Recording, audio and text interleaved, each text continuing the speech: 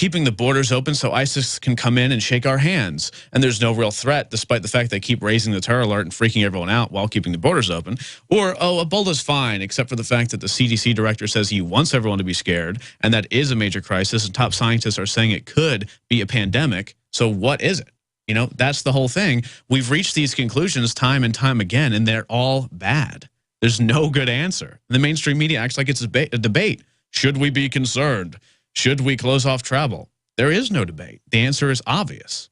I mean, I could entertain the fact that the initial case, the patient 0, was a case of incompetence, that they sent him home, even though they had the training. Of course. Even if we entertain that. I mean, is it incompetent, though, to send his stepdaughter, the nursing assistant, back to work after she was exposed to the virus 7 days after coming into contact with it? The CDC told her she can go back to work in a hospital.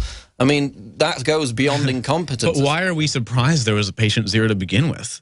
If tens of thousands of people are getting Ebola and we don't have any bans on travel and no real pre-screening, and then they also, by the way, they'll tell you there's pre-screening. We see if people are vomiting and if they're showing obvious signs of Ebola, we'll do something about it. But then the next day they criticize and say, well, Africa has no real healthcare systems. That's why Ebola is so bad, because they can't pre-screen properly. Here it won't happen because we can pre-screen and we can isolate. And then they rely on the next day, they're pre-screening. Don't worry, guys, they're pre-screening travel.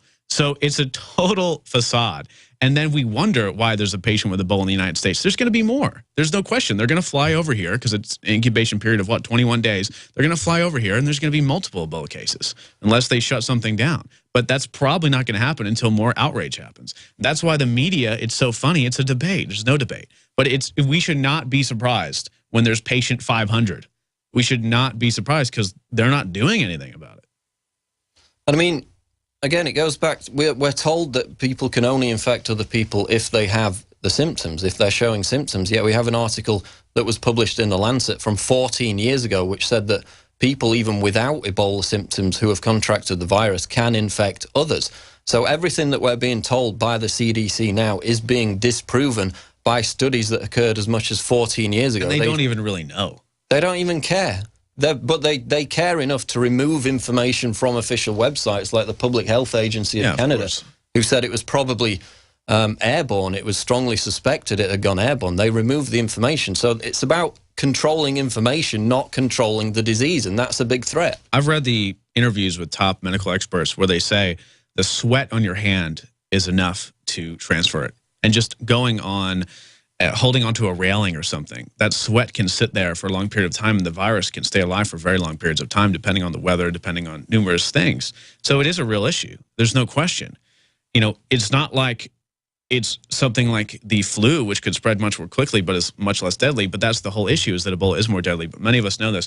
But I think the question really is, should we be surprised about this, the lack of outrage against the CDC, when we're in a society where many people worship celebrities who could not pass an elementary school spelling bee?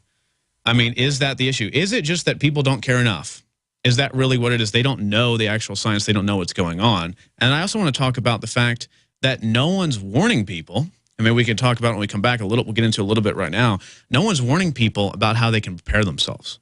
No one's talking about the research as far back as 2009 on plant compounds inhibiting the growth of Ebola. And I'm not saying that these plant compounds are the answer, they're going to save your life. No, I'm saying we're spending all this money waiting for Bill Gates to give us some magical vaccine when they're not really even looking into what that's going to do. And sure, they're going to go test it on African kids, and most of them are going to die, if not all of them. We're not worried about how to protect ourselves. We're saying, please, Bill Gates, go and develop us a vaccine to test on the African babies while we sit here cowering in fear while the CDC does nothing and doesn't even issue travel bans. We're not looking and saying, hey, there is a plant compound called genistein, right? And it has, not only does it have 150 health benefits on record from PubMed studies across 50 MAP physiological pathways. This is from Greenman Info.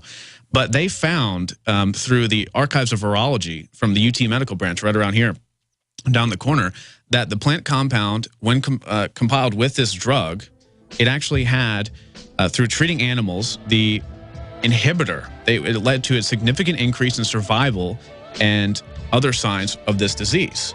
So it was inhibiting it to a degree, and it's not completely conquering it, but these plant compounds are doing amazing things against the Ebola virus. But no one's funding that. No one's talking about that. No one's talking about iodine. No one's talking about any of this. They're just letting you sit there and saying, we'll help you, but we're actually not going to do anything. We'll be back after the break. Stay tuned. The feds are trying to ban your right to own body armor. It is crucial to purchase your body armor before it is too late and another one of your rights are taken away. Cady Armor has the most affordable level 3 armor on the market today. Cady Armor withstands up to 7.62 NATO rounds. Don't have your own body armor yet? Hurry before it's too late. Order yours at CadyArmor.com. That's CATI Armor.com. Come and take it.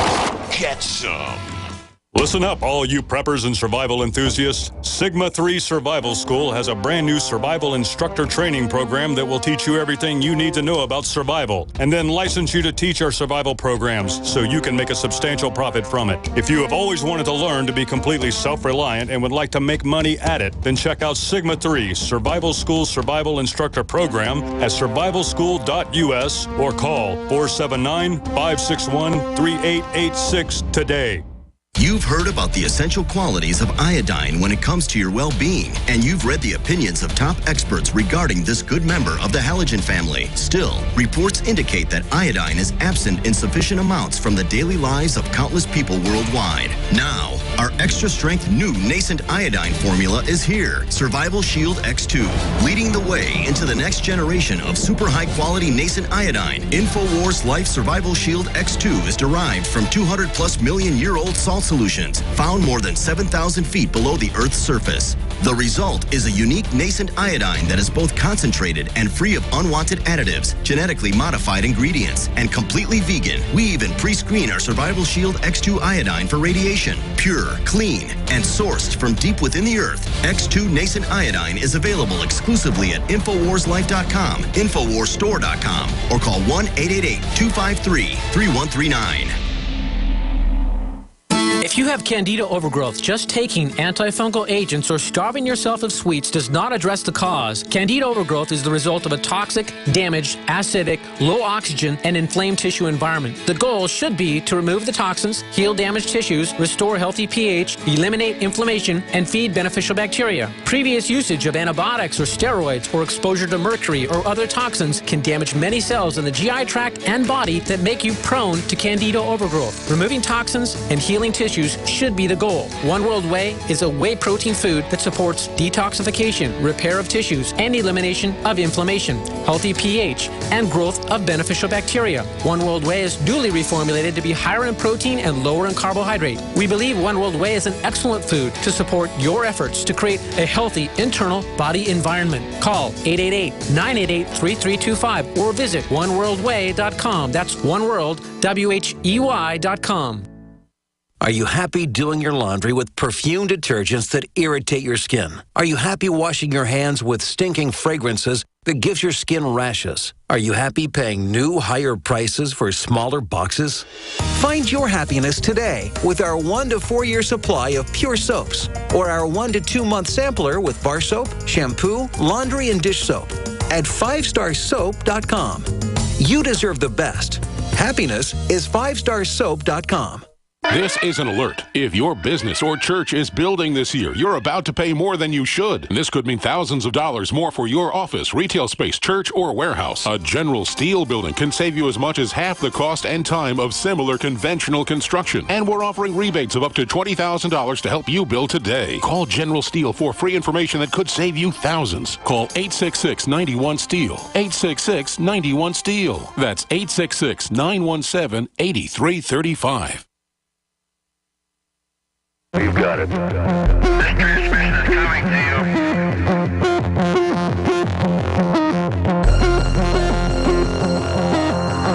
All right, you are go. All right, you are go. We see the Earth. You've got it. Back on the Alex Jones Show, Anthony Gucciotti in studio. We're talking about Ebola. We're talking about the public relations campaign behind the situation, which is kind of gaining more traction, more attention than the disease itself now.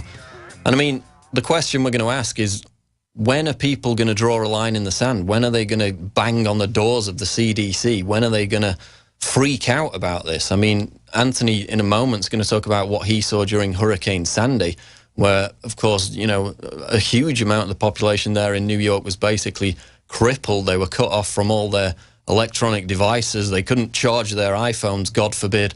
And people were dumpster diving. People were freaking out as a result of that situation.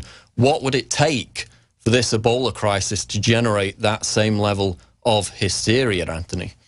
Well, you know, I was in the heart of Hurricane Sandy, and honestly, it was a large hurricane, but it was not that bad. And I was in Philadelphia at the time. I had actually planned a trip to New York, and I went to New York afterwards when there was taxis being pushed down the road due to the floods, and there was like rats in the street. It was a pretty disgusting scenario, but it was by no means apocalyptic. In Philadelphia, where it wasn't even that bad, there were people at the door of a CVS, which is a drugstore, banging on the door. There were signs on the door saying, sorry, we're closed, you know, due to Hurricane Sandy, we're out of water and stuff like that. There were people freaking out. They were just totally freaking out in a weird state of frenzy. And I have taken some pictures and everything. There was no water in some of the shelves. Imagine what will happen when people, there's already hysteria. I've been to Dallas since this has happened. There's already people freaking out about it, saying, oh my God, I think my uncle has Ebola, he has a fever, you know, freaking out. Imagine when, if the CDC continues to be whatever they are, impotent, then another patient pops up in California, another patient pops up in Florida, 5 patients pop up in New York, 4 patients pop up in Texas again. Over and over again, people are going to go into a frenzy. And whether or not it's warranted, it doesn't matter. They're going to do it. They're going to start stockpiling. They're going to start freaking out. And unfortunately, they're not even going to know how to really prepare themselves because the CDC isn't telling them about genistein. They're not telling them about iodine. They're not telling them about storable foods. They're not telling them about water filtration devices, which is the biggest way to protect yourselves. They're not talking about any of that. They're telling them nothing. So they're going to go to the grocery store. They're going to freak out. They're going to go to their doctor and ask for antibiotics, which is for they're going to create antibiotic-resistant bacterias, which, by the way, can be conquered, research shows, with garlic, which is the biggest new thing on the horizon. Garlic is going to be the answer once antibiotics are completely worthless and garlic extracts. But anyway, the problem comes when the CDC continues to do nothing and people freak out and they're going to be forced to do something. And it's not going to be good. That's where you talk into isolation. That's where you talk into sending troops on the street, because not even because it's full martial law, just because people are going to literally demand that because nothing has been done. And when 50 people have Ebola in the United States, they're going to freak out if it comes to that. Although, I mean, in Africa, we've seen quite a lackadaisical response from the population there. Obviously, it's ravaged several countries in Africa. Well, they think that the United States is coming in just to harvest their organs and that Ebola isn't real, and that if they don't, like, worship their witch doctors or whatever, then they're going to get Ebola. I mean, it's a totally crazy system over there. Here, it's almost like we're almost as uneducated on the subject as well, though, thinking that basically if the God of CDC doesn't do something, we're all going to die, which in many ways, if the CDC doesn't do something, it's an issue. But we're almost as uneducated in many ways. I mean, if they do go ahead with these mass quarantines, once they've obviously botched the reaction, the initial containment of the virus, which it now appears they're doing everything in their power to achieve, you know, how many million gun owners in America are going to, how are they going to respond to people coming door to door to try and quarantine their families? It's going to be a serious issue, because also you have to understand not everyone's locked into the news. Not everyone even knows what's going on. There's people in East Texas, when you knock on their door, they're just going to start shooting. I mean, that's the whole issue. That's why it's so important to understand why they're not doing anything right now. And you were talking about, we should put a poll up and we should take calls. I'm not going to be in the next segment. You're going to be on with David Knight. We should take calls. We should put a poll up on Infowars.com. Put it up shortly after this, asking what is the motivation? Are they just lazy, stupid, impotent? Are they doing this on purpose? Do they really think this Ebola issue is a non-threat? What do they think? And I'd be interested to see what the informed public has to say, because I'm pretty sure they're not just lazy. And I'm not also saying at the same time it is a crazy fringe conspiracy. What it is, I think, is corruption. And it is definitely by choice that they're doing this. Okay, we're going to try and get that poll up on Infowars.com. Is this merely incompetence? Is it some kind of facet to bring Obama to bear as the kingmaker right before the midterm elections? Is he going to be invested with even more power. We'll be back on the Alex Jones Show. We're going to talk to David Knight in studio. Going to play some clips, some police state news coming up also. Keep it locked in. Alex Jones Show Live, Infowars.com. We're on the mark.